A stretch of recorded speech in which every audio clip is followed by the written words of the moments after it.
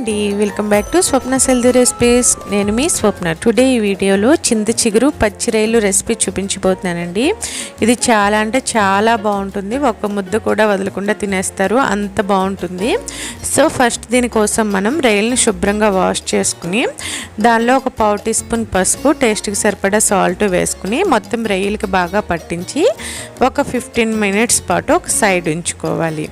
Next దీనికోసం నేను కళాయి పెట్టుకుని దానిలో ఒక 2 టేబుల్ స్పూన్ వరకు ఆయిల్ని హీట్ చేశానండి. హీట్ చేశాక మనం ముందుగా పసుపు పట్టించిన రొయ్యలు ఉన్నాయి కదా, వాటిని వాటర్ లేకుండా మొత్తం పిండుకుని ఈ ఆయిల్లో వేసుకుని ఒక 5 నిమిషాల పాటు ఫ్రై చేసుకోవాలి. యాక్చువల్గా మనకి రొయ్యల్లో వాటర్ ఎక్కువ ఉంటుందండి.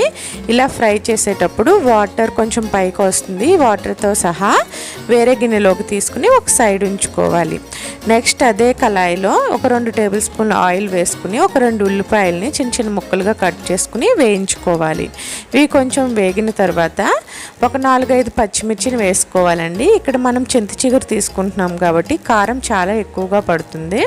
సో ఈ పచ్చిమిర్చిని కూడా బాగా వేయించుకున్న తర్వాత మనం ఫ్రై చేసి పెట్టుకున్న రొయ్యలు ఉన్నాయి కదండి, వాటిని వాటర్ లేకుండా రొయ్యలను వేసుకుని వాటర్ని అలా సెపరేట్గా ఉంచుకోవాలండి. ఈ వాటర్ నెక్స్ట్ యూస్ చేస్తాం.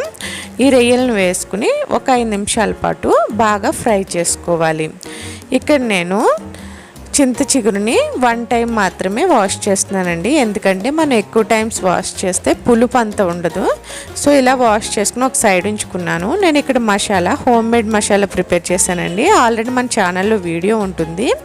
దాని లింక్ని మీకు ఎండ్ స్క్రీన్లో కానీ లేదా ఐకార్డ్లో కానీ ఇస్తాను, ఒకసారి చెక్ చేయండి. ఇలా హోమ్ మేడ్ మసాలా ఒక 2 టేబుల్ స్పూన్ వరకు వేసుకుని మసాలా అంతా పట్టేంత వరకు ఒక 2 నిమిషాల పాటు ఫ్రై చేసుకోవాలి.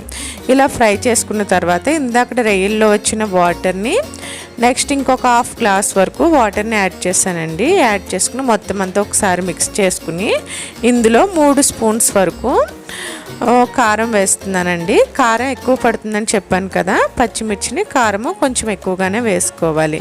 నెక్స్ట్ ఇందులో ఒక రెమ్మ కరివేపాకుని వేసుకుని ఆల్రెడీ మనం రొయ్యల్లో సాల్ట్ వేసాం కాబట్టి ఇంకొంచెం సాల్ట్ వేసుకుని వాటిని ఉడికించుకోవాలి. ఇక్కడ నేను వాష్ చేసి పెట్టుకున్న చింత చిగురు ఉంది కదండి, దానిని చేతితో బాగా మెదుపుకోవాలండి. ఇలా మనకి ముదురుగా ఉన్న కాడలు ఏమైనా వస్తే వాటిని సెపరేట్ చేసుకోవాలి. లేత చింతాకు అయితేనే పర్లేదండి. ఇంకా మనం అలా బాగా మెదిపి పెట్టుకుని చూసారు కదా, ఇక్కడ బాగా కుక్ అయిపోయి కొద్దిగా వాటర్ ఉండాలి, అంతే అండి. ఇంక చివరికి ఒక 10 నిమిషాలు ఉడికిన తర్వాత మనం లాస్ట్లో ఈ చింత చిగురుని వేసుకుని బాగా మిక్స్ చేసుకుంటే ఇంకొక 5 నిమిషాల పాటు లో ఫ్లేమ్లో బాగా ఉడికించుకోవాలి.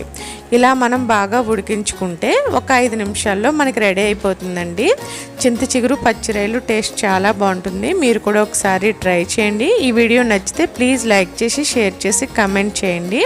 మన ఛానల్ని సబ్స్క్రైబ్ చేసుకోకపోతే ప్లీజ్ సబ్స్క్రైబ్ చేసుకుని పక్కనే ఉన్న బెల్ క్లిక్ చేయండి. Thanks for watching.